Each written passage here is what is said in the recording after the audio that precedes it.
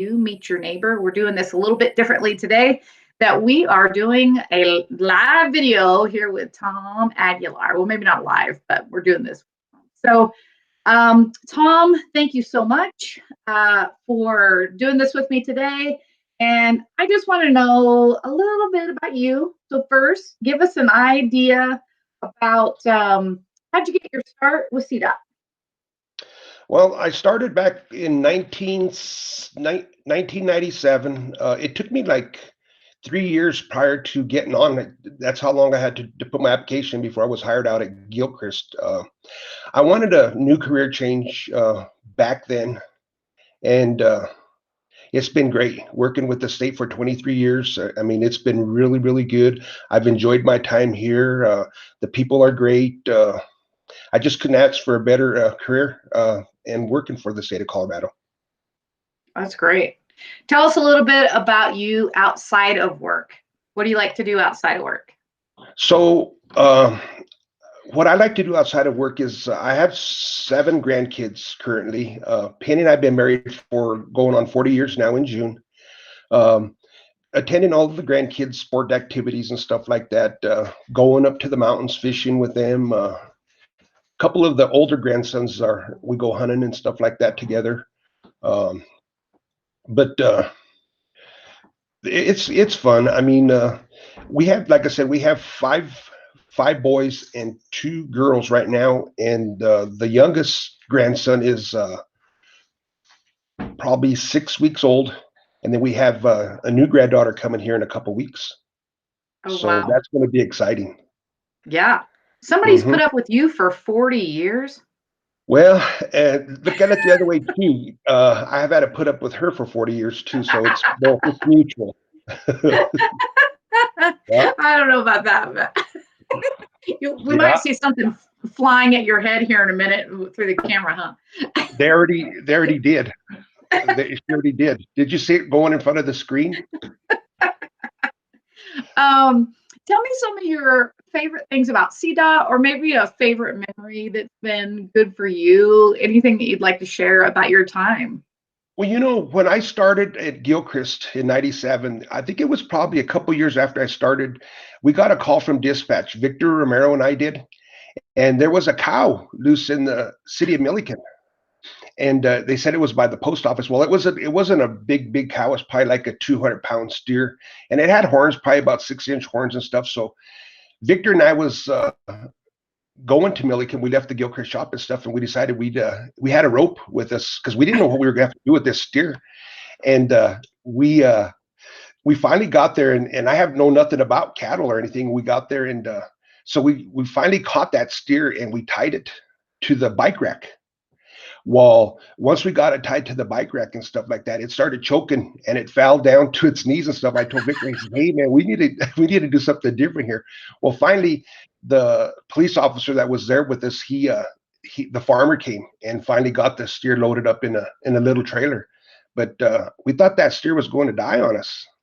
But it was kind of funny after we thought about it, what we did and stuff here. Victor and I know nothing about cattle or anything like that, but we did save its life afterwards and try to get it. We untied it from the bike rack so it wouldn't choke to death, because that was happening. It was choking and it fell to the ground. Oh wow! Couple cowboys. See, didn't even know that. Didn't even know it. Yeah. What's been probably the biggest change you think through the years have you seen in the last few years with CDOT? Just in your role as a deputy. Tell me what's a little bit different. Well, it's when we first started. I'll go back to winter stuff. When I first started, we started with liquids back in 1998, and as where we've advanced so much with the technology, not only when we was doing that, when we was sanding, we just had a tailgate sander. So we just go down the road and lift the box up on the truck instead of like what we do now. We've got the spinner chutes and stuff like that. That has really changed a lot. And the way that we apply chemicals to the road now, with the sanders that we have now, getting recommendations from Iteris, using the mobile friction sensors that we're using right now is a really big change and saving a lot of money. saving a lot of money on materials, and uh, not being able to apply so much material to the ground and contaminating the environment is really big, and that's what we're doing. Huh. So, That's cool. mhm. Um, any messages as our lives changed so much with this quarantine and the different measures we're taking out here and CDOT, and I know our guys are really working hard to be safe and socially distanced, but it's hard. Any messages before we wrap up that you want to send to the guys and gals, all of Region 4, just a message or anything you'd like to tell them? Yeah, I know this is hard times that we're going through and stuff, and we'll get through this together, but it's going to take all of us. I once had an old retired supervisor used to tell me, he says, Tom, he says, never worry alone. Let somebody always worry with you. And I think that's the message that I would like to send out to the people, because there's different resources that we have, that would, if somebody is, needing help or whatever, we have CSEP.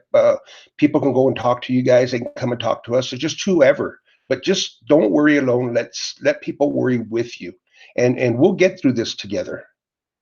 Right. That's a great message.